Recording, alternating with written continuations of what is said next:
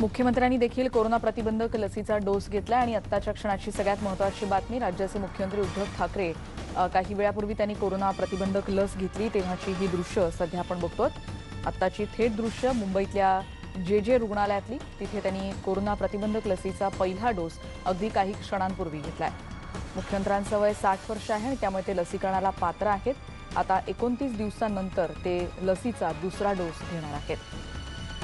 कालच अधिवेशन संपलंय आणि त्यानंतर आपल्याला माहिती आहे मुख्यमंत्र्यांनी म्हटलं होतं की कामकाज आणि अधिवेशन संपल्यानंतर मी ही लस घेणार आहे आणि त्याप्रमाणे अधिवेशन संपल्यानंतर दुसऱ्या दिवशी मुख्यमंत्री उद्धव ठाकरे हे लस घेण्यासाठी आता जे रुग्णालयात दाखल झाले तेव्हाची ही दृश्य सध्या आपण बघतोय।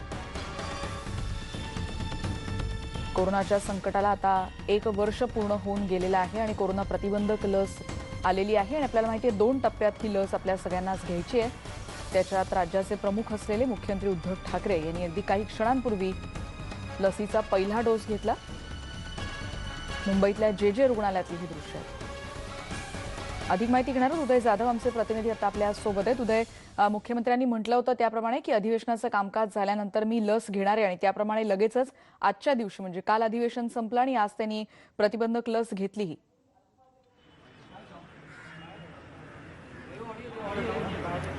रेणुका, आपण न्यूज 18 लोकमतवरती मुख्यमंत्री उद्धव ठाकरे यांनी कोवॅक्सिन लस घेतली आहे त्याची आपण एक्सक्लुझिव्ह दृश्य पाहत आहोत। मुख्यमंत्री उद्धव ठाकरे यांनी सांगितल्याप्रमाणे की विधान भवनाचं जे आपलं अधिवेशन चालू विधिमंडळाचं ते अधिवेशन संपल्यानंतर मी कोवॅक्सिन घेणार आहे। त्याप्रमाणे काल अधिवेशन संपलेलं अर्थसंकल्पीय आणि अधिवेशन संपल्यानंतर ते आता कोवॅक्सिन लस जी आहे ती घेण्यासाठी जे हॉस्पिटलमध्ये दाखल झालेले आहेत। थोड्याच वेळापूर्वी मुख्यमंत्री उद्धव ठाकरे यांनी ती लस घेतलेली आहे। यावेळेला राज्याचे वैद्यकीय संचालक डॉक्टर तात्याराव लहाने हे देखील उपस्थित होते। मुख्यमंत्री उद्धव ठाकरे यांच्यासोबत लस घेण्यासाठी त्यांच्या पत्नी रश्मी ठाकरे आणि रश्मी ठाकरे यांच्या आई या देखील इथे आहेत। एकूण 3 जणांना इथे कोवॅक्सिनची लस जी आहे ती देण्यात येणार आहे। आपल्याला सगळ्यांना कल्पना आहे की लसीकरण कार्यक्रमाचा दुसरा टप्पा सुरू आहे आणि या दुसऱ्या टप्प्यांमध्ये सिनियर सिटीजन आणि 45 वर्षांच्या वरील जे व्याधीग्रस्त आहेत अशांना सर्वांना लस देण्याचं जे आहे कार्यक्रम सध्या सुरू आहे आणि त्याच कार्यक्रमांतर्गत आता मुख्यमंत्री उद्धव ठाकरे यांनी लस घेतलेली आहे।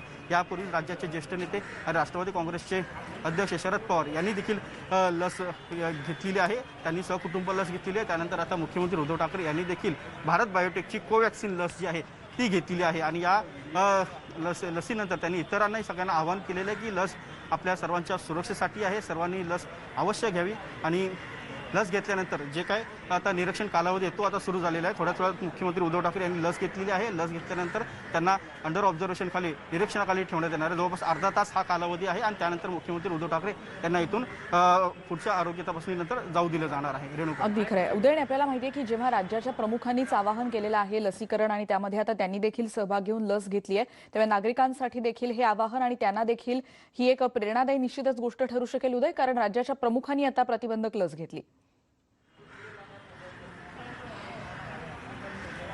अगदी बरोबर, ही प्रतिबंधक लस आहे राज्याच्या सर्व नागरिकांच्या आरोग्यासाठी अतिशय उपयुक्त आहे आणि ही लस जी आहे केंद्रीय आरोग्य विभागाने मानांकित करून दिलेली आहे। त्यामुळे या लसी करण्यानंतर सर्वसामान्य नागरिकांमध्ये इम्युनिटी पॉवर जी आहे ती निर्माण होते आहे। त्यामुळे या लसीचं सर्वांसाठीच उपयुक्त आहे।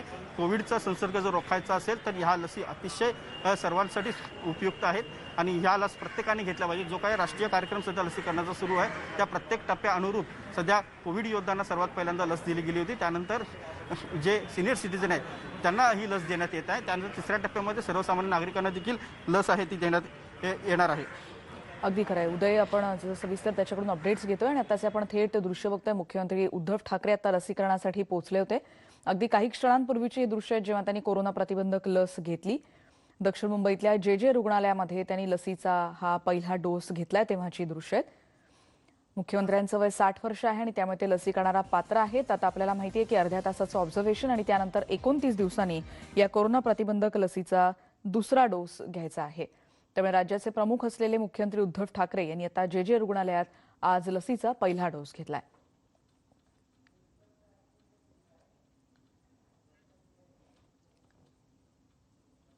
आपल्याला माहिती आहे याआधी राष्ट्रवादी काँग्रेसचे अध्यक्ष शरद पवार यांनी देखील इथे लस घेतलेली होती आणि आता मुख्यमंत्री उद्धव ठाकरे यांनी देखील लस घेतली। यावेळी त्यांच्यासोबत त्यांच्या पत्नी रश्मी ठाकरे आणि त्यांचा मुलगा आणि पर्यावरण मंत्री आदित्य ठाकरे देखील यावेळी उपस्थित होते।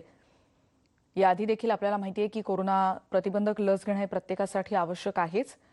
हे 2 टप्पे आहेत आणि हे 2 टप्पे पूर्ण केल्यानंतरच ही सायकल आहे लसीची ती पूर्ण होऊ शकणार आहे.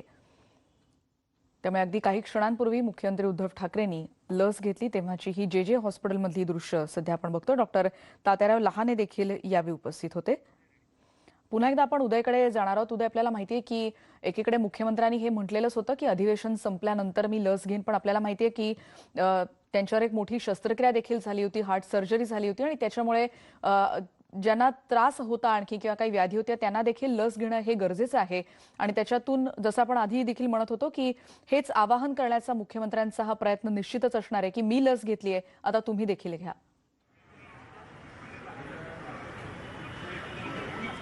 अगदी बरोबर आहे.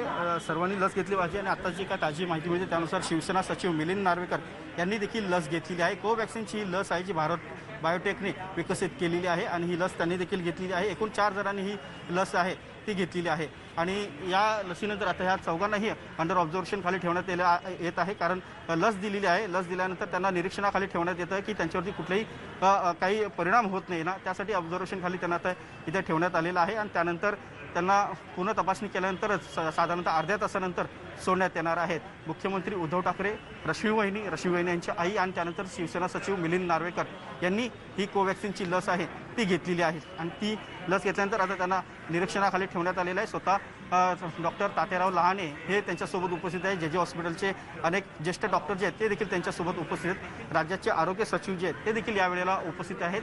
एकूणच या लसीकरण कार्यक्रमाकडे सगळ्यांचं लक्ष लागलं होतं. दुसऱ्या टप्प्यातलं हे लसीकरण कार्यक्रम आहे, कारण या दुसऱ्या टप्प्यांमध्ये अनेक दिग्गज राजकीय नेते जे असतील, त्यांचे प्रमुख असतील अनेक पक्षांचे, हे देखील येतात. त्यामुळे ते देखील या लसीकरण कार्यक्रमात त्यांचा समावेश होता. एक एक टप्प्यानंतर सर्वांची लसीकरण जे आहे ते सुरू झालेलं आहे. सर्वात आधी राष्ट्रवादी काँग्रेसचे अध्यक्ष शरद पवार यांनी सहकुटुंब लस घेतली. त्यांनी देखील लस जे हॉस्पिटलमध्येच येऊन ही लस घेतली होती. त्यानंतर आता मुख्यमंत्री उद्धव ठाकरे हे आपल्या कुटुंबासह इथे आलेले इथे पोहोचले. आता अंडर ऑब्झर्वेशन आपल्याला माहिती आहे की जसं प्रोटोकॉल आहे त्याप्रमाणे अर्धा तास ते थांबलेत तिथे आणि उदयकडून सातत्याने सगळ्याचे अपडेट्स घेणार आहोत. पण न्यूज 18 लोकमतवर एक्सक्लुझिव्ह बातमी आता आपण बघतोय. न्यूज 18 लोकमतची एक्सक्लुझिव्ह बातमी. जे रुग्णालयामध्ये आता मुख्यमंत्री उद्धव ठाकरे यांना कोरोना प्रतिबंधक लसीचा पहिला डोस देण्यात आला आणि यानंतर आपण जातोय कोरोना टास्क फोर्सचे प्रमुख डॉक्टर संजय ओक आता आपल्या सोबत आहेत. डॉक्टर, आपण याआधी जेव्हा पंतप्रधानांनी कोरोना प्रतिबंधक लस घेतली होती तेव्हा देखील तुमच्याशी संवाद साधला होता आणि जेव्हा देखील आपण असं म्हटलं होतं की जेव्हा एक प्रमुख मग राज्याचा असेल किंवा देशाचा असेल त्यांनी जेव्हा लस घेतली त्यामुळे एक प्रकारे हे आवाहन असतं की ही लस सुरक्षित आहे, प्रभावी आहे, मी घेतली त्यामुळे तुम्ही देखील घेऊ शकता, असाच संदेश यातून देता येऊ शकेल. निश्चित. मी डॉक्टर ओक बोलतोय. हो, निश्चित अत्यंत अभिमानास्पद अशी ही गोष्ट आहे की राज्याचे प्रमुख ज्यांनी अक्षरशः गेले वर्षभर करोना विरुद्धची ही लढाई ज्या फ्रंट असं म्हणू शकू अशा आणि त्यांनी कोवॅक्सिन घेणं आणि तेही जे रुग्णालयात जाऊन घेणं हे सगळ्यांना दिलेला हा एक संदेश आहे. आणि मला वाटतं करोनाच्या लढाईमध्ये आपण आता एका निर्णायक टप्प्यावरती आलेलो आहोत. ठीक आहे, केसेस मध्ये चढउतार आपल्याला बघायला मिळतो आहे, पण आपण जितक्या त्वरेनं जितक्या जलद गतीनं आपल्या संपूर्ण राज्यामधल्या जवळजवळ 75 ते 80% लोकांचं लसीकरण करू शकू इतक्या लवकर आपल्याला ह्या आजारापासून मुक्तता मिळण्यात मदत होईल. आणि मला वाटतं आज आदरणीय उद्धवजींनी स्वतःच्या आणि रश्मी वहिनी आणि सगळ्यांनीच स्वतःच्या उदाहरणातनं जनतेला हा संदेश दिलेला आहे. डॉक्टर, अजूनही काही लोकांमध्ये भीती आहे, काही बातम्या असतील किंवा इतरांची काही मेसेजेस असतात, व्हॉट्सअप असतील किंवा या सगळ्यामधून कदाचित भीती वाटू शकते की नाही मी लस नाही घेणार, मला काही झालं तर ही भीती आपण कशी दूर कराल आजच्या या निमित्तानं? नाही, आपण म्हणतो ते सत्य आहे, भीती आहे. काही लोकांना थोडाफार त्रास होतो. मी माझं स्वतःचं उदाहरण सांगतो. मला गंभीर स्वरूपाचा करोना झाला आणि त्याच्यानंतर मला जून महिन्यात गंभीर स्वरूपाचा करोना झाला आणि त्याच्यानंतर जानेवारी महिन्यामध्ये मी लसीचा पहिला डोस घेतला. मलाही 12 तास. डॉक्टर संजय ओक यांच्याशी आपण पुन्हा एकदा संवाद साधण्याचा प्रयत्न करणार आहोत. जे रुग्णालयात हे लसीकरण पार पडलं तेव्हाची ही दृश्य सध्या आपण बघतोय. मुख्यमंत्र्यांच्या पत्नी रश्मी ठाकरे देखील आता उपस्थित आहेत आणि त्यांचा मुलगा आणि राज्याचे मंत्री आदित्य ठाकरे देखील आपण या दृश्यांमध्ये बघतोय. आणि जसे आता न्यूज 18 लोकमतच्या एक्सक्लुझिव्ह बातमी जी आपल्या प्रतिनिधी उदय जाधव यांनी दिली आणि त्याच्यामध्ये त्यांनी म्हटलंय की शिवसेनेचे सचिव मिलिंद नार्वेकर यांनी देखील आता ही कोरोना प्रतिबंधक लस घेतलेली आहे आणि त्याचबरोबर रश्मी ठाकरे यांच्या मातोश्री त्यांनी देखील म्हणजे 4 जणांनी आता ही कोरोना प्रतिबंधक लस घेतलेली आहे. आणि तेव्हाची ही दृश्य सध्या आपण बघतोय. पुन्हा एकदा आपण जातोय, आमचे प्रतिनिधी उदय जाधव आता आपल्या सोबत आहेत. उदय, शिक्कामोर्तब आहे न्यूज 18 लोकमतची एक्सक्लुझिव्ह बातमी आणि उदय जाधव हे समीकरण आहेत आणि त्याच पुन्हा एकदा हे शिक्कामोर्तब म्हणायला हवं. आणि जसं आता आपण डॉक्टर संजय ओकांशी बोलत होतो उदय, की जेव्हा राज्याच्या प्रमुखांनी एक प्रकारे हे आवाहन केलेलं असतं आणि त्यांनी त्यांचा देखील अनुभव सांगितला होता उदय, की लोकांच्या मनात अजूनही काही वेळा भीती असते, ती कदाचित यातून दूर होण्याचा निश्चितच या प्रयत्नातून किंवा या उदाहरणातून प्रयत्न होऊ शकेल. अगदी बरोबर रेणुका तुझं, कारण जेव्हा ही लस आली त्यावेळेला अनेक लोकांच्या, सर्वसामान्य जनतेच्या मनामध्ये शंका उपस्थित होती की ही लस आपण घेतली पाहिजे का, घेतली तर आपण सुरक्षित राहू का, लसीचे कुठले साईड इफेक्ट्स, कुठले परिणाम आपल्या शरीरावरती होणार नाही का, याबद्दल खूप संभ्रम अवस्था होती. जेव्हा खरा शुभारंभ जेव्हा झाला होता या संपूर्ण लसीकरण कार्यक्रमाचा, त्यावेळेला देखील खूप शंका होती, कारण ज्यांना लसीकरणासाठी जे कोविड होते त्यांना देखील बोलवलं गेलं होतं, त्यांनी देखील कमी प्रतिसाद त्यावेळेला दिला होता. जे काही प्रतिसाद दिला होता, ज्यांनी त्यांना कुठल्याही प्रकारचं साईड इफेक्ट किंवा शरीरावरती कुठलेही परिणाम झालेले आढळून आले नाहीत, त्यामुळे नंतर त्यांच्यावरती कुठले परिणाम झालेले आढळून आले नसल्यामुळे इतर जे सर्वसामान्य नागरिक आहेत कोविड होते ते पुढे सरसावले, त्यांनी देखील धाडस करून ही लस घेतलेली. त्यानंतर आता जी कोवॅक्सिन लस आहे किंवा कोविशिल्ड लस आहे याच्या संदर्भात पूर्ण जी मनामध्ये भीती होती सर्वसामान्य नागरिकांच्या, ती आता भीती कुठेतरी दूर झालेली आहे. पहिला टप्पा पार पाडल्यानंतर कोविड योद्ध्यांचा, त्यानंतर आता दुसऱ्या टप्प्यामध्ये सिनियर सिटीजनसाठी जो लसीकरण कार्यक्रम जो सुरू झालेला आहे, त्यामध्ये अनेक राजकीय नेते तर त्यामुळे मुख्यमंत्री उद्धव ठाकरे हे देखील लस घेण्यासाठी आलेले आहेत. जेव्हा राज्याचे प्रमुख मुख्यमंत्री उद्धव ठाकरे यांना सर्व कुटुंब प्रमुख म्हणतात, त्यावेळेला कुटुंब प्रमुख जेव्हा लस घेतात तेव्हा सर्वसामान्य जनतेच्या मनातली जी भीती असेल, जी संभ्रम अवस्था असते, ती देखील दूर जाते. त्यामुळेच एक सर्वसामान्य नागरिकांना दिलासा मिळतो, एक हिंमत मिळते की मुख्यमंत्र्यांनी लस घेतली, त्यामुळे आपण देखील लस घेतली पाहिजे. जो काय लसीकरण कार्यक्रम आरोग्य विभागाने आखलेला आहे त्यानुसार प्रत्येकाने पुढे जाऊन ही लस जी आहे ती घेतली पाहिजे. त्यामुळे निश्चितच लोकांच्या मनातील संभ्रम जो आहे तो आता दूर होईल. स्वतः मुख्यमंत्री उद्धव ठाकरे यांनी लस घेतलेली आहे, त्यामुळे अनेकांची हिंमत वाढेल आणि लसीकरण कार्यक्रमाला खूप चांगला प्रतिसाद मिळेल. काही अंशी आढळून आलेलं आहे की जे ॲप आहे, ज्या ॲपद्वारे रजिस्टर म्हणजे नोंदणी करून ही लस घ्यावी लागते आहे, त्यामध्ये देखील अनेक वेळेला काहीसा संभ्रम निर्माण झाला होता की ॲप सुरळीत चालत नाही आहे. मात्र ॲप पुन्हा सुरळीत चालू करून जेव्हा लोकांचा प्रतिसाद वाढू लागलेला आहे, तेव्हा आता मुंबईतल्या अनेक खासगी हॉस्पिटलमध्ये सुद्धा लोकांचा प्रतिसाद वाढल्यामुळे लसीकरण कार्यक्रमाला सुरुवात केलेली आहे. याआधी फक्त लसीकरण जे आहे ते गव्हर्नमेंटचे आपल्या सरकारी हॉस्पिटल्स आहेत, महापालिकेचे हॉस्पिटल्स आहेत, तिथे लसीकरण कार्यक्रम होत होता. मात्र आता लसीकरणाची प्रक्रियाने वेग घेतलेला आहे. इतर नागरिक देखील पुढे येत आहेत लस घेण्यासाठी, त्यामुळेच आता इतर नागरिकांना सुलभतेने लस देता यावी यासाठी खासगी हॉस्पिटल जे आहेत त्यांना देखील त्यांचं मानांकन बघून त्यांना लसीकरण कार्यक्रमासाठी पुढे देण्यात आलेलं आहे. निश्चितच उदय, म्हणजे याच्यातून आपण एक निश्चित म्हणू शकतो की आपण म्हणजे समज कुठल्याही व्यक्तीला जेव्हा लसीकरणाच्या या टप्प्यात मदत करायची तेव्हा ज्येष्ठ नागरिकांचा प्रश्न देखील उपस्थित होतो उदय, आणि त्या दृष्टीनं देखील राज्य सरकारनं चांगली पावलं उचललेली आहेत अशासाठी, कारण 60 वर्षावरच्या अनेक व्यक्तींना घरातून बाहेर पडणं देखील काही वेळेला कठीण होतं आणि त्या दृष्टीनं देखील लसीकरणाच्या या टप्प्यात राज्य सरकारनं उचललेलं हे एक महत्त्वाचं पाऊल. सगळे फोन करतात ना, त्याच्यामुळे हे झालं. उदय जाधव आमचे प्रतिनिधी, त्यांच्याकडे पुन्हा एकदा आपण जाणार आहोत. पण एकीकडे दृश्य बघतोय, रश्मी आणि आदित्य ठाकरे देखील यावेळी जे हॉस्पिटलमध्ये उपस्थित होते तेव्हाची ही दृश्य सध्या आपण बघतो आहोत. सर्वात आधी न्यूज 18 लोकमतवर ही बातमी आपण बघतो आहोत. आपल्याला माहिती आहे मुख्यमंत्र्यांनी स्पष्ट केलेलं होतं की हो, मी लस घेणार आहे, पण कधी तर अधिवेशनाचं कामकाज झाल्यानंतर मी लस घेणार आहे असं त्यांनी म्हटलं होतं. त्यांनी म्हटलं होतं की माझ्यावर सर्जरी झालेली आहे आणि त्यामुळे डॉक्टरांचं सगळं मत घेऊन किंवा त्या संदर्भातलं चेकिंग काही गरजेचं आहे का, ह्या सगळ्याचा विचार केल्यानंतरच, म्हणजेच डॉक्टरांचं मत घेतल्यानंतर मी लस घेईन. आणि त्याप्रमाणे मुख्यमंत्र्यांनी आज ही कोरोना प्रतिबंधक लस घेतलेली आहे. कोरोनाचा अत्यंत कठीण असा हा काळ होता आणि त्यानंतर 1 वर्ष झालंय कोरोनाच्या संक्रमण आपल्या सगळ्या आजूबाजूला होतंच कोरोना संक्रमण, पण त्यानंतर आता सगळेच वाट काढून आपण बाहेर येतोय यातून. आणि मुख्यमंत्र्यांनी आता कोरोना प्रतिबंधक लसीचा पहिला डोस घेतला. आपल्याला माहिती आहे 29 दिवसांची सायकल आणि त्याच्यानंतर दुसरा डोस घेतल्यानंतरच हा टप्पा पूर्ण होणार. म्हणजे जर तुम्हाला असं वाटत असेल की पहिला डोस घेतल्यानंतर तुम्ही पूर्णपणे कोरोनाला लढा देण्यासाठी सज्ज आहात, तर तसं नाही. दुसरा डोसही तुमच्या शरीरात जाणं निश्चितच गरजेचं आहे. मुख्यमंत्र्यांनी आता कोरोना प्रतिबंधक लसीचा पहिला डोस घेतला आणि राज्याच्या महिला आणि बालकल्याण मंत्री आणि अमरावती जिल्ह्याच्या पालकमंत्री यशोमती ठाकूर यांनी जिल्हा सामान्य रुग्णालयाच्या लसीकरण केंद्रात जाऊन आज कोरोना प्रतिबंधक लस घेतली। यशोमती ठाकूर आजच सकाळी मुंबईहून अमरावतीत दाखल झाल्या होत्या आणि त्यानंतर जिल्हा रुग्णालयातल्या लसीकरण केंद्रावर त्यांनी लस घेतली। जिल्ह्यातील सर्व ज्येष्ठ नागरिकांनी कोरोना प्रतिबंधक लस घ्यावी असं आवाहन यावेळी यशोमती ठाकूर यांनी केलं। माझं सगळ्यांना विनंती आहे की सगळ्यांनी बिलकुल यावं, त्यातल्या त्यात सिनियर सिटीजन्स जे आहेत त्यांनी तर नक्की यावं आणि हे संरक्षणाचं कवच आपण आपल्याला स्वतःला द्यावं, कारण प्रादुर्भाव आहे, अजूनही आहे आणि तो कधी जाईन कधी नाही आपल्याला त्याचं माहिती नाही आहे, पण इंजेक्शन घेणं आपल्याला स्वतःला संरक्षित करणं आहे। अमरावती जिल्ह्यामध्ये जवळपास 50,000 लोकांनी इंजेक्शन्स घेतलेले आहेत। आज आम्ही सुद्धा घेतलेले आहेत। माझं आव्हान आहे, बिलकुल या, सिनियर सिटीजननी या आणि इंजेक्शन्स घ्या।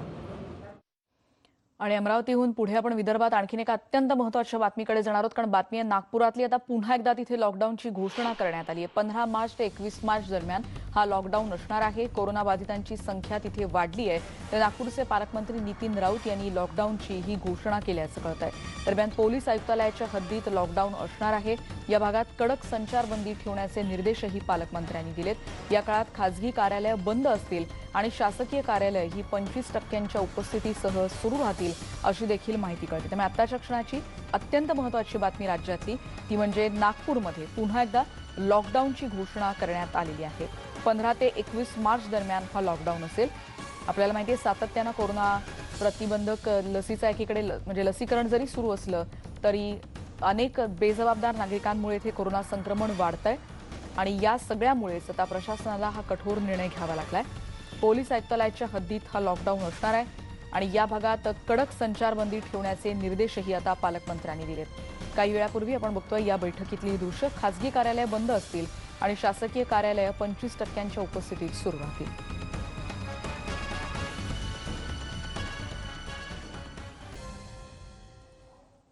आणि ब्रेकनंतर बातमी आपण बघणार आहोत पिंपरी चिंचवडमधली, कारण तिथल्या कोविड सेंटर घोटाळा प्रकरणी न्यूज 18 लोकमतच्या पाठपुराव्यानंतर अखेर प्रशासनानं कारवाईचा बडगा उचललाय। कालपर्यंत इथे घोटाळा झालाच नाही असं म्हणणाऱ्या सत्ताधाऱ्यांनी अखेर घोटाळा झाल्याचं मान्य केलंय, पण यासाठी पूर्णपणे पक्षाला जबाबदार धरू नये असं सत्ताधाऱ्यांचं म्हणणं आहे। आणि या प्रकरणी महापालिकेच्या सर्वसाधारण सभेत सर्वपक्षीय नगरसेवकांनी प्रशासनावर हल्लाबोल केल्यानंतर महापालिकेचे अतिरिक्त आयुक्त अजित पवार आणि वैद्यकीय अधिकारी डॉक्टर अनिल रॉय यांच्याकडचे सर्व आर्थिक अधिकार आता काढून घेण्यात आले। या प्रकरणी आता बाह्य संस्थेकडून चौकशी करण्याचे आदेश महापालिका आयुक्त राजेश पाटील यांनी दिल्याचं कळतंय।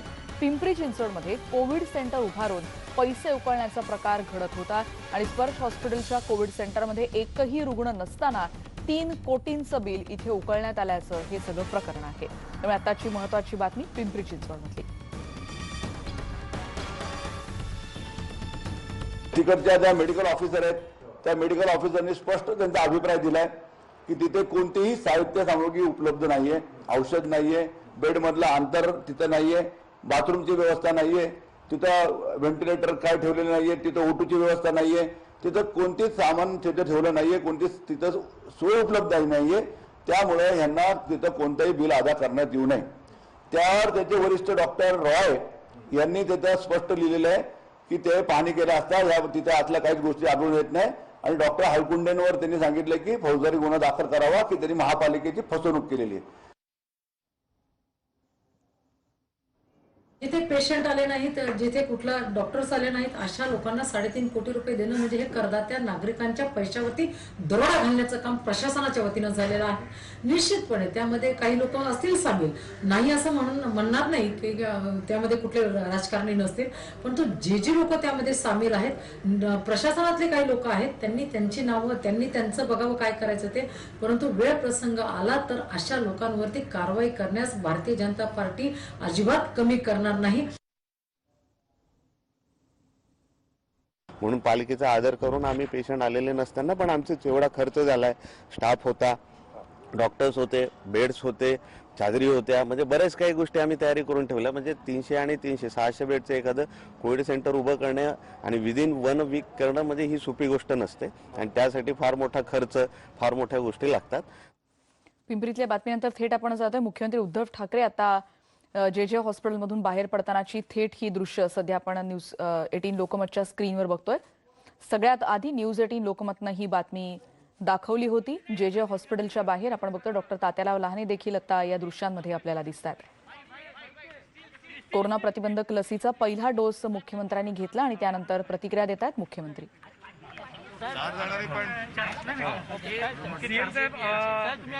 लस घेतलेली आहे, सर्वसामान्य नागरिकांच्या मनात अजूनही वॅक्सिन बद्दल भीती आहे, ती दूर कशी करणार आणि काही ठिकाणी संभ्रम देखील आहे. याच्यामध्ये कोणतीही भीती किंवा संभ्रम मनामध्ये ठेवण्याची आवश्यकता नाही. मी स्वतः वॅक्सिन घेतलेलं आहे, तुमच्यासमोर उभा आहे आणि मनापासून सांगतो की वॅक्सिन घेताना अजिबात कळत सुद्धा नाही. एवढ्या छान पद्धतीने वॅक्सिन दिलं जाते. मला असं वाटतं मी संपूर्ण जनतेला, माता भगिनींना आणि बांधवांना विनंती करतो, कारण कोरोनाचा धोका परत वाढतो आहे. म्हणून माझं आवाहन आहे की सर्वांनी ज्यांना ज्यांना आता वॅक्सिन देण्यासाठी पात्र ठरवलं गेलेलं आहे त्या सर्वांनी मनात कोणतेही परंतु न आणता वॅक्सिन घ्यावं. घेण्यासाठी नोंदणी करावी लागते. काही ठिकाणी अंशतः लॉकडाऊन झालेला आहे, नाही, कदाचित लसीकरण वेगाने वाढवतोय आपण, परंतु आत्ताच माझी चर्चा झाली, कदाचित काही दिवसांमध्ये काही ठिकाणी लॉकडाऊन करावा लागेल, काही ठिकाणी लॉकडाऊन करावा लागेल. आणि म्हणून माझी पुन्हा एकदा विनंती आहे की एकतर लसीकरण करून घ्या आणि बाहेर अनावश्यक गर्दी टाळा, बाहेरचे येणं जाणं अनावश्यक असेल तिथे टाळा आणि सार्वजनिक ठिकाणी मास्क लावणे, हात धुत राहणे आणि अंतर ठेवणे हे पाळावं लागेल. आपल्याला परत पहिल्यापासून सुरुवात करावी लागेल. आणि म्हणून मला असं वाटतं अजूनही परिस्थिती हाताबाहेर गेलेली नाही, पण ती जाऊ नये असं वाटत असेल तर ही बंधनं पाळणं अत्यावश्यक. औरंगाबादमध्ये अजूनही दिसत आहे, औरंगाबादमध्ये नियम कडक केले तरी अजूनही मग काही ठिकाणी नाईलाजाने कडक लॉकडाऊन करावं लागेल. एकूणच येत्या 1-2 दिवसामध्ये आम्ही निर्णय घेतो आहोत आणि जिथे आवश्यकता वाटत असेल तिकडे कडक लॉकडाऊन करावं.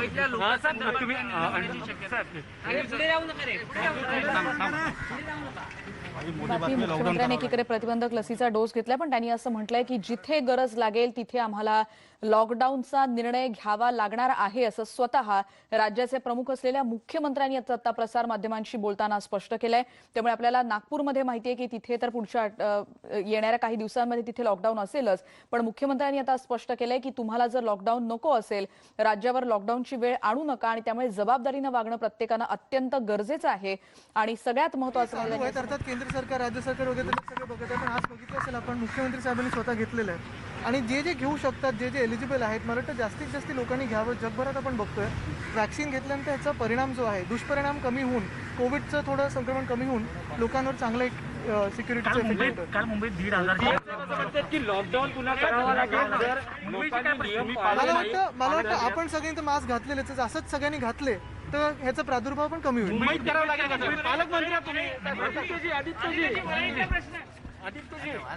आदित्य ठाकरे यांनी देखील आता प्रसारमाध्यमांशी संवाद साधलेला आहे. त्यांनी असं म्हटलं की आता मुख्यमंत्र्यांनी कोरोना प्रतिबंधक लस घेतलेली आहे आणि त्याचबरोबर रश्मी ठाकरे देखील यावेळी उपस्थित होत्या. मिलिंद नार्वेकर यांनी देखील आता कोरोना प्रतिबंधक लस घेतली. रश्मी ठाकरे यांच्या मातोश्रींनी देखील कोरोना प्रतिबंधक लस घेतलेली आहे. तेव्हाची आपण दृश्य बघतो आणि अगदी आत्ताच्या क्षणाची एक महत्त्वाची बातमी आणि ती म्हणजे मुख्यमंत्र्यांनी आता स्पष्ट केलेलं आहे की 1 ते 2 दिवसात राज्य सरकार महत्त्वाचा निर्णय घेणार आहे आणि तो अशासाठी महत्त्वाचा आहे की ज्या भागात रुग्णसंख्या वाढतीये तिथे कदाचित लॉकडाऊन करावं लागू शकेल, असं मुख्यमंत्र्यांनी आता स्पष्ट केलेलं आहे आणि तो कडक लॉकडाऊन असेल असं देखील आता स्वतः मुख्यमंत्र्यांनीच प्रसार माध्यमांशी बोलताना स्पष्ट केलेलं आहे. सगळीकडे नाही, पण जिथे कोरोना संक्रमण वाढतंय, जिथे मोठ्या प्रमाणात संख्या वाढताना दिसतेय त्याप्रमाणे तिथे कॉल घ्यावा लागेल. आणि राहले सर सांगाल की मुख्यमंत्र्यांनी वॅक्सिन घेतलेली आहे, आता दुसरा डोस म्हणजे लसीचा दुसरा डोसही त्यांना घेण्यासाठी यावं लागेल. हो, एकूण आज आदरणीय मुख्यमंत्री महोदयांनी कोवॅक्सिनची लस आपल्याकडे जी भारत बायोटेकची आहे ती घेतलेली आहे आणि साहेबांनी असं आवाहन केलं आहे की आपल्याला आज वॅक्सिन घेण्याची गरज आहे. त्यामुळे ज्यांच्या मनामध्ये काही शंका कुशंका असतील त्यांनी त्या दूर कराव्या आणि ज्यांना सांगितलं आहे की ज्यांना 45 ते 60मध्ये ज्यांना कोमॉर्बिडिटी आहे किंवा 60च्या वर लोकांनी पुढे येऊन हे वॅक्सिन घ्यावं. त्याचा अर्थ असा होतो की वॅक्सिन घेतल्यानंतर आपल्याकडे जे हर्ड इम्युनिटी म्हणतो तर ती येऊ शकते आणि म्हणून आपण सगळ्यांनी व्हॅक्सिन घ्यावं असं साहेबांनी आवाहन केलं आहे. आणि ते आपण मला असं वाटतं की सर्वांनाच मी आवाहन करतो की आपण व्हॅक्सिन घ्यावं. दुसरं असं आहे की आपण आज संख्या वाढताना बघतो आहे आणि ही संख्या का वाढत आहे, कारण आपण आता रिलॅक्स झालो आहोत, मास्क घालत नाही. तर माझी सर्वांना विनंती असेल की आपण मास्क घालावा. मास्क फार महत्त्वाचा आहे आणि गर्दी टाळावी. माननीय मुख्यमंत्री महोदय दुसरा डोस घेण्यासाठी निश्चित येणार आहेत. 28 दिवसानंतर त्यांचा दुसरा डोस दिला जाईल. मुख्यमंत्र्यांना हृदयाचा त्रास होता, त्यामुळं ही कोवॅक्सिन देण्यात आली का? आणि त्यानंतर ऑब्झर्वेशन करायला ठेवलं, काय त्रास वगैरे झाला का?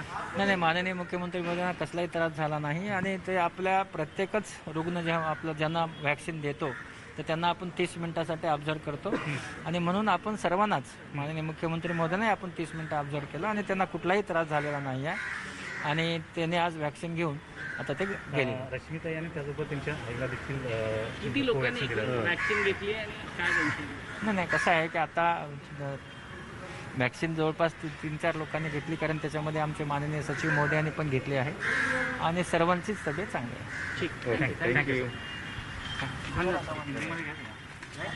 डॉक्टर तात्याराव लहाने यांनी देखील आता स्पष्टपणे माहिती दिलेली आहे. आपल्याला माहिती आहे जे हॉस्पिटलमध्ये तात्याराव लहाने देखील आता मुख्यमंत्र्यांचं जेव्हा लसीकरण सुरू होतं तेव्हा तिथे उपस्थित होते. आत्ताच्या क्षणाची ही महत्त्वाची बातमी.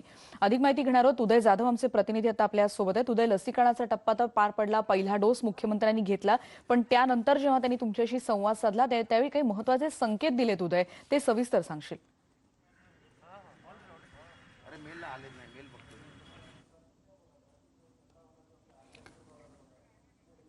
उदय, माझा आवाज तुमच्यापर्यंत पोहोचतोय?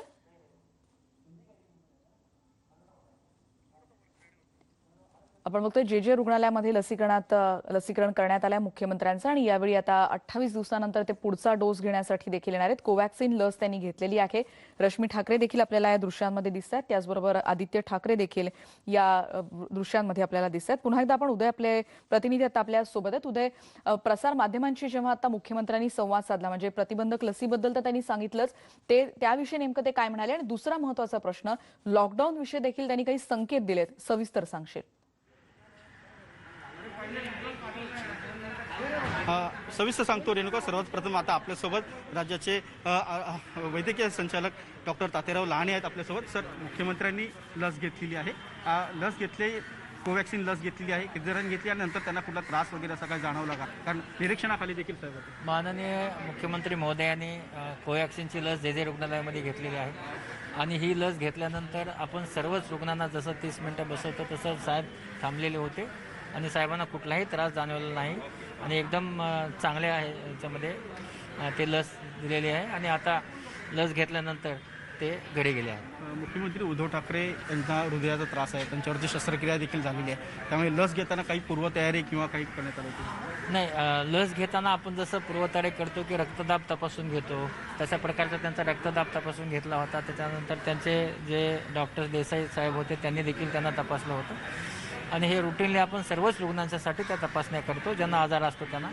तसंच तपासणी केल्यानंतर त्यांनी ते लस घेतलेली आहे. लहाने सर, तुम्ही स्वतः राज्याच्या टास्क फोर्समध्ये आहेत कोविडच्या विरुद्ध. आताच मुख्यमंत्र्यांनी स्पष्टीकरण दिले आहे की कोविड संसर्ग वाढत चाललेला आहे, काही रुग्णांची संख्या देखील वाढत चालली आहे, त्यामुळे कठोर पाऊल नाईलाजास्तव उचलावं लागणार, काही ठिकाणी लॉकडाऊन करण्याची शक्यता आहे. आपण संपूर्ण राज्याचा आढावा घेत आहे, संपूर्ण कोविड रुग्णांची काय परिस्थिती आहे राज्याची? लॉकडाऊन खरंच आवश्यक आहे का? नाही, आजची अशी परिस्थिती आहे की आपण काही जिल्ह्यामध्ये असं बघतो आहे की संख्या वाढत चालली आहे. आज आपण 14,000ची संख्या पार केली आहे आणि त्यामुळे ज्या ठिकाणी म्हणून ज्या जिल्ह्यामध्ये ही संख्या वाढत चाललेली आहे त्या जिल्ह्यामध्ये जर तिथे आपण त्रिसूत्री पाळणं गरजेचं आहे, ती नाही पाळली गेली तर नाईलाजाने काही ठिकाणी अशा सूचना करणं, म्हणजे अशा सूचना द्याव्या लागतील किंवा ते करावं लागेल असं वाटतं. पण आज तरी तशी परिस्थिती नाही आहे. 1-2 दिवस ह्या परिस्थितीचा आढावा घेता येईल, तसेच माननीय मुख्यमंत्री महोदय पण म्हटले आहेत आणि त्यानंतर समजा की यामध्ये सुधारणा झालीच नाही तर अशा वेळेस आपल्या नाईलाजाने अशी पावलं उचलावी लागू शकतात. मुख्यमंत्र्यांनी सांगितले की काही जिल्ह्यांमध्ये आधीच आपण लॉकडाऊन केलेलं आहे, मात्र तिकडे तरी देखील निर्बंधांचं उल्लंघन जे आहे ते सुरू आहे. मुंबई, ठाणे असेल, ही जी मोठी महानगर आहेत तिथे देखील अशीच परिस्थिती काही अंशात आहे. मुंबई देखील कोविड रुग्ण वाढत चालले आहे. तर मुंबईच्या दृष्टिकोनातून काय निर्णय होऊ शकतो? तुम्ही स्वतः टास्क फोर्समध्ये आहात, तर मुंबईचा काय रिझल्ट येतो? नाही, आता तरी आपण पाहतो आहे की मुंबईमध्ये संख्या इतकी मोठी वाढलेली नाही आहे. 1100-1200 पर्यंत रुग्ण आहेत आणि आपली 1.5 लाख 2 कोटीची मुंबई आहे त्यामुळे आज तरी मुंबईमध्ये लॉकडाऊन किंवा कुठल्या गोष्टीचा निर्णय घेण्याच्या याच्यात गरज वाटत नाही, कारण संख्या वाढलेली नाही. पण ती संख्या वाढू नये म्हणून काही गोष्टीचा निर्बंध घालण्याची गरज आहे का, यावर जो आमचा अभ्यास ग्रुप आहे तो अभ्यास करून तशा प्रकारचा निर्णय होण्याची शक्यता आहे. पण आज तरी तसा काही निर्णय झालेला नाही. मुख्यमंत्र्यांनी सांगितलं की लॉकडाऊन नको असेल तर मास्क घालणं कंपल्सरी आहे, मास्क नाही घातला तर मात्र लॉकडाऊन करावं लागेल. तुम्ही लोकांना काय आवाहन कराल, सर्वसामान्य नागरिकांना? मी सर्व लोकांना एकच आव्हान करेल की जसे माननीय मुख्यमंत्री महोदय हे सांगत आहेत की आपण मास्क घालावा, माझी ही सर्व जनतेला मनापासून विनंती आहे की आपण मास्क घालावा. आपण मास्क घातल्याने आपल्यापासून दुसऱ्याला आजार होत नाही आणि दुसऱ्यापासून आपला आजार होत नाही. मास्क हे फार महत्त्वाचं हत्यार आपला या आजारामध्ये आहे आणि म्हणून माझी आपल्या सगळ्यांना विनंती आहे की आपण मास्क घालावा, अंतर पाळावं आणि गर्दी असेल तिथं मास्क तुम्ही काढू नये, इतरांनाही काढू देणे. आपण असं जर केला तर आपल्याला ह्या आजारापासून सगळ्यांनाच दूर राहणं शक्य आहे. लॉकडाऊनला दूर ठेवायचं असेल तर मास्क कंपल्सरी लॉकडाऊनला खरंच आता दूर ठेवायचं असेल तर मास्क हे कंपल्सरी आहे. आपण मास्क घातला तर आपला लॉकडाऊन दूर राहील, आपण मास्क नाही घातला आपला लॉकडाऊनला जावं लागेल. धन्यवाद सर, न्यूज 18 लोकांशी बोलल्याबद्दल. तर आपण पाहिलं की राज्याचे मुख्यमंत्री उद्धव ठाकरे यांनी देखील राज्य जनतेला आवाहन केलेलं आहे की परिस्थिती पुन्हा अधिक बिकट होऊ नये, लॉकडाऊन पुन्हा लागू करू नये, यासाठी मास्क घालणं कंपल्सरी आहे. राज्याचे जे कोविड संसर्गासंदर्भातला जो टास्क फोर्स स्थापन केलेला आहे त्यामध्ये स्वतः संचालक डॉक्टर तात्याराव राणे हे देखील आहे, त्यांनी देखील हे स्पष्ट केलेलं आहे की लॉकडाऊनला जर आपल्याला दूर करायचं असेल तर सर्वांनी मास्क घालणं हे कंपल्सरी आहे, गरजेचं आहे. मास्क नाही घातला तर मात्र आपल्याला लॉकडाऊनला सामोरं जावं लागेल. रेणुका, अगदी धन्यवाद उदय. या सगळ्या माहितीबद्दल. आपण बघतोय मुंबईतून आलेली आत्ताच्या क्षणाची सगळ्यात महत्त्वाची बातमी, जसे अपडेट्स आता आपण उदय जाधव आमचे प्रतिनिधी त्यांच्याकडून घेत होतो. मुख्यमंत्र्यांनी आता प्रतिबंधक लस घेतली आहे, पहिला डोस त्यांनी आता घेतलाय आणि यानंतर आपण जाणार आहोत औरंगाबादमध्ये, कारण आजपासून औरंगाबादमध्ये अंशतः लॉकडाऊनची सुरुवात झाली, कारण गर्दीच्या ठिकाणांवर आजपासून 100% बंदी आहे. औरंगाबाद शहराची मुख्य भाजी मंडई आजपासून बंद करण्यात आली आहे. त्यामुळे जाधववाडी भाजी मंडईत असा शुकशुकाट पाहायला मिळतोय. सगळे लग्न समारंभ, राजकीय सभा, आंदोलनं, जिम, व्यायामशाळा पूर्णपणे बंद ठेवण्याचे आदेश देण्यात आलेत. आजपासून 4 एप्रिलपर्यंत सकाळी 7 ते 9 वाजेपर्यंत ही दुकानं या नियमांना त्यांना फॉलो करावं लागणार आहे. आठवड्यातील शनिवार आणि रविवार 100% इथे बंद पाळला जाणार आहे. जाधववाडी भाजी मंडईचा आढावा घेतला आमचे प्रतिनिधी सिद्धार्थ गोदामी यांनी. पासून अंशतः लॉकडाऊनची सुरुवात झालेली आहे. पुढच्या 4 एप्रिलपर्यंत हा लॉकडाऊन असणार आहे. सर्वप्रथम गर्दीच्या ठिकाणी 100% बंद आता 4 एप्रिलपर्यंत असणार आहे. मी औरंगाबादेतील सगळ्यात मोठी भाजी मंडई जाधव मंडी म्हणून ओळखली जाते त्या ठिकाणी आहे. अत्यंत शुकशुकाट आहे, नाही तर यावेळेस हजारोच्या संख्येने या ठिकाणी व्यापारी ग्राहक येत असतात. मात्र आज सकाळी पहाटे 4 ते 5 वाजल्यापासून ही मंडई बंद आहे. मोठ्या प्रमाणात या ठिकाणी जे आहे सकाळी पोलिसांचा बंदोबस्त होता. आताही जे आहे आपण बघतोय की गार्ड आहेत काही, ते वाहनांना या ठिकाणी येऊ देत नाहीयेत. निश्चितच औरंगाबादमध्ये जवळपास रोज 550 ते 600 कोरोनाचे पॉझिटिव्ह रुग्ण सापडत आहेत. त्यामुळे आता कुठेतरी लॉकडाऊनची सुरुवात आजपासून झालेली आहे. महत्त्वाचं म्हणजे सर्व जे काय गॅदरिंग, ज्या मोठ्या संख्येने लोक एका ठिकाणी येतात, त्या भाजी मंडई असतील, लग्नाचे सोहळे असतील किंवा राजकीय कार्यक्रम असतील, याला पूर्णपणे बंदी घालण्यात आलेली आहे या ठिकाणी. आणि सकाळी 7 ते 9 पर्यंत काही दुकानं चालू असतील त्यांनाही अनेक निर्बंध घालण्यात आलेले आहे. आणि रात्री 9 ते सकाळी 7 वाजेपर्यंत जे आहे पूर्णपणे रात्रभर लॉकडाऊन असेल. महत्त्वाची आणि अत्यंत मोठी घटना म्हणजे आठवड्याच्या शनिवार आणि रविवारी 100% लॉकडाऊन जे आहे शहरामध्ये असणार आहे. आणि लॉकडाऊनच्या काळामध्ये जे नियम मोडतील, दुकानदार असतील किंवा नागरिक मास्क न घालता बाहेर फिरत असतील, त्यांना जबर दंड ठोठावण्यात येणार आहे. त्यासाठी जवळपास 50 ते 60 पथकं असतील, पोलीस खात्याचे असतील, जिल्हा प्रशासनाचे असतील, महानगरपालिकेचे असतील, ते शहरामध्ये फिरत आहेत. त्यामुळे आता नागरिकांना एक कठोर कारवाईला सामोरं जावं लागणार आहे, कारण वाढणारी रुग्णसंख्या ही कमी करणं अत्यंत महत्त्वाचं आहे. आणि लॉकडाऊनची वेळ तुमच्या माझ्यामुळं आली, औरंगाबादकरांमुळं आहे, आपण नियम न पाळल्यामुळं आली. आता तरी नियम पाळा, आपल्याला पुढचा लॉकडाऊन टाळता येईल.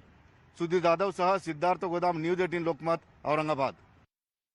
आणि लॉकडाऊनच्या सगळ्या बातम्यांचे अपडेट्स आपण घेत राहणार आहोत, पण आता बातमी बघणार आहोत. पंतप्रधान नरेंद्र मोदी यांनी आत्मनिर्भर भारतासाठी आवाहन केल्यानंतर अर्थव्यवस्था एका नवीन वळणावर येऊन ठेपली.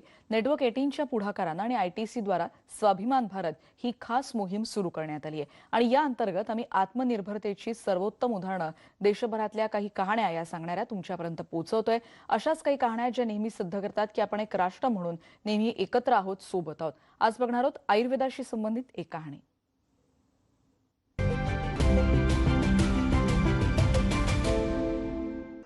भारत के सबसे पुराने संस्थानों में से एक आयुर्वेदशाला ने इस प्राचीन विज्ञान को न केवल संभाल के रखा है, बल्कि आयुर्वेद चिकित्सा को सबके बीच पसंदीदा बनाने में एक अहम योगदान भी दिया है. यह एक सदी से भी ज्यादा के समय से भारत और दुनिया भर के रोगियों को आयुर्वेद की रामबाण दवा मुहैया करा रहा है. Ayurveda is very close to nature, and there is no artificial or chemical ingredients in the formulations. दूसरी तरफ भारतीय चिकित्सा प्रथाओं को दुनिया भर में ले जाने वाले संस्थाओं में से एक है आनंदा इन द हिमालयस, एक अवार्ड जीतने वाला लग्जरी स्पा जो अपने मेहमानों के लिए पूरी रिसर्च करने के बाद ही प्लान तैयार करता है, जिनकी जड़ें योग और आयुर्वेद से जुड़ी होती हैं. आयुर्वेद की बढ़ती लोकप्रियता को ITC के नीम से बने उत्पादों जैसे नीम वॉश और नीमाइल ने और भी बढ़ावा दिया है. In ITC, we have invested ahead of time in building our capabilities on neem. We have some experts who have spent their lives studying the neem plant. दुनिया भर को भारत का सबसे बड़ा उपहार है आयुर्वेद, और ये हमारे स्वाभिमान भारत का एक प्रतीक बन गया है.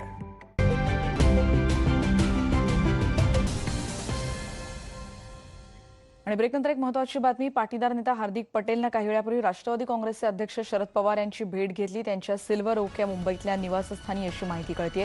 हार्दिक पटेल सध्या गुजरातमध्ये काँग्रेसचे पदाधिकारी आहेत आणि या भेटीत काही राजकीय मुद्द्यांवर चर्चा झाल्याची माहिती आता सूत्रांकडून मिळते. गेल्या अनेक दिवसांपासून हार्दिक पटेल काँग्रेसमध्ये नाराज असल्याचीही चर्चा आहे आणि त्यानंतर त्यांनी ही भेट घेतली असं कळतंय. मुंबईमध्ये काही वेळापूर्वी राष्ट्रवादी काँग्रेसचे अध्यक्ष शरद पवार यांची त्यांनी भेट घेतल्याची माहिती सध्या कळते. शरद पवार यांच्या मुंबईतल्या सिल्वर ओक या निवासस्थानी ही भेट झाल्याची ही माहिती सूत्रांकडून मिळते. सध्या काँग्रेसमध्ये असले तरी हार्दिक पटेल नाराज असल्याचं कळतंय आणि त्यानंतर ही त्यांची भेट महत्त्वाची मानली जाते. काही राजकीय मुद्द्यांवर या भेटीत चर्चा झाल्याची माहिती सध्या सूत्रांकडून मिळते. हार्दिक पटेलनं काही वेळापूर्वी शरद पवार जे राष्ट्रवादी काँग्रेसचे अध्यक्ष आहेत त्यांची भेट घेतल्याची माहिती कळते. सागर कुलकर्णींकडून अधिक माहिती घेऊयात. सागर, याविषयी आणखीन काही तपशील? गुजरातमधील काँग्रेसचे कार्याध्यक्ष असणारे हार्दिक पटेल यांनी आज सकाळी शरद पवार यांच्या निवासस्थानी भेट घेतली आहे. अर्थात ही भेट राजकीय स्वरूपात आहे अशी माहिती समोर येत आहे. एकतर हार्दिक पटेल गेले काही दिवस काँग्रेसमधील कार्यपद्धतीवर थोडेसे नाराज असल्याने ही भेट आहे असे म्हटलं जातं. दुसऱ्या बाजूला जे गुजरातचे खासदार होते त्यांचा मृत्यू मुंबईमध्ये झाला आणि संबंधित प्रकरण हे प्रचंड आता एक चर्चेचा विषय झालेला आहे. याच अनुषंगाने सुद्धा ही भेट होती की काय अशी एक शक्यता वर्तवली जात आहे. अर्थात याबाबत अधिकृतरित्या ना पवार किंवा पटेल यांच्याकडनं माहिती देण्यात आलेली आहे. पण हे निश्चित आहे की सकाळी आज हार्दिक पटेल यांनी शरद पवार यांची भेट घेतली आणि त्यानंतर हार्दिक पटेल परत गुजरातकडे निघाल्याची माहिती समोर आली. धन्यवाद सागर या माहितीबद्दल. आपण बघतोय मुंबईत झालेली महत्त्वाची भेट. हार्दिक पटेल यांनी आता काही वेळापूर्वी राष्ट्रवादी काँग्रेसचे अध्यक्ष शरद पवार यांची भेट घेतली. आणि आता राज्यातली आणखीन एक महत्त्वाची बातमी. नागपुरातली विधानसभेचे विरोधी पक्षनेते देवेंद्र फडणवीस आणि भाजपचे प्रदेशाध्यक्ष चंद्रकांत पाटील यांनी आज सकाळी सरसंघचालक मोहन भागवत यांची नागपूरमध्ये रेशीमबाग परिसरातल्या संघ मुख्यालयात भेट घेतली. तेव्हाची दृश्य आपण बघतोय. सध्याची राजकीय परिस्थिती पाहता या परिस्थितीबद्दलच या तिघांमध्ये चर्चा झाल्याची माहिती कळते आहे. या बैठकीला चंद्रकांत पाटीलही उपस्थित होते. सरसंघचालकांची भेट घेण्यासाठी आज देवेंद्र फडणवीस सकाळीच नागपुरात दाखल झाले होते.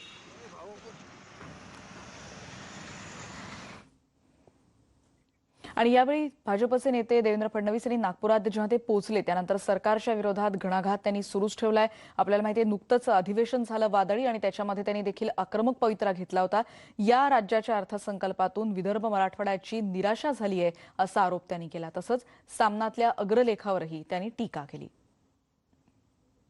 असत्य निवेदन करून पुन्हा एकदा वीज जोडणी कापणं हे सुरू केलेलं आहे. आम्ही याचा विरोध करणार आहोत, याच्याविरुद्ध आंदोलन करणार आहोत. हे सरकार शेतकरी विरोधी आहे, हे गरीब विरोधी आहे, हे यातनं आता स्पष्ट झालेलं आहे. आम्ही तर विजेबद्दल बोललो, आम्ही शेतकऱ्यांबद्दल बोललो, आम्ही कोविडबद्दल बोललो, परंतु जनहिताचे मुद्दे हे त्यांना दिसले नाहीत. त्यांना केवळ टोचणारे मुद्दे आणि बोचणारे मुद्दे दिसले. आणि असा अग्रलेख आल्यामुळे माझ्या हे लक्षात आलं आहे की घाव वर्मी बसला आहे. काहीच मिळालं नाही आणि सगळ्यात जास्त विदर्भ आणि मराठवाड्याची निराशा, उत्तर महाराष्ट्राची निराशा या अधिवेशनाने केली. आता पुढची बातमी आपण बघणार आहोत. उत्तर भारतात महाशिवरात्रीचा विशेष उत्साह पाहायला मिळत असतो, कारण विविध शहरांमधल्या गंगातीरी आधी पहाटेपासूनच इथे भाविकांची गर्दी मोठ्या प्रमाणावर पाहायला मिळते. कोरोना काळात खरं तर कोरोना प्रतिबंधक नियमांचं पालन करणं गरजेचं आहे, पण फारशी खबरदारी तिथे घेतली जात नसल्याचं आज पाहायला मिळालं. मंदिरांच्या प्रवेशद्वारांवरही पालिका कर्मचारी तिथे तैनात नव्हते आणि इतक्या मोठ्या प्रमाणावर इथे गर्दी पाहायला मिळाली. त्यामुळे गंगातीरी भाविकांची मोठ्या प्रमाणावर गर्दी झाली होती. आज ठिकठिकाणी महाशिवरात्रीचा उत्साह पाहायला मिळतोय.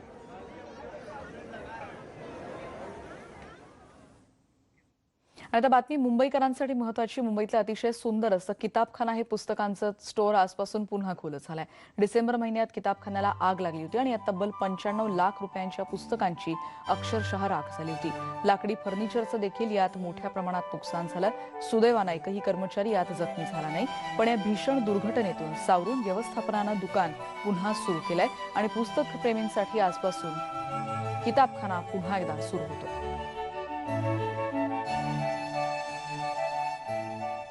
आणि यानंतर आपण थेट जातोय. उदयनराजे भोसले आता काय नेमका संवाद साधतायत थेट ऐकूयात. त्याचबरोबर एक लक्षात घ्या, मी मराठा कुटुंबात जन्माला आलोय म्हणून मराठा म्हणून मी बोलत नाही, पण एक तिरस्थ म्हणून, एक ह्या देशाचा नागरिक म्हणून मला जे माझ्या भावना ज्या आहेत ह्या कुटुंबाचा घटक म्हणून मी पण बोलत नाही.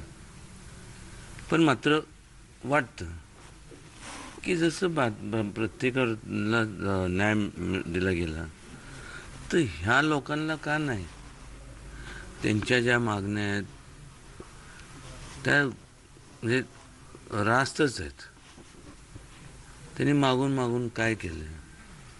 आज मला सांगा ना की जे 2300 लोक मुलं आहेत, आज त्यांच्या ठिकाणी तुम्ही असता आणि तो जर तुम्हाला जर अपॉइंटमेंट दिला नाही आणि तो टाईम पिरियड जर लॅप झाला किंवा पुढे गेला, त्या लोकांना फ्रस्ट्रेशन येणार नाही का?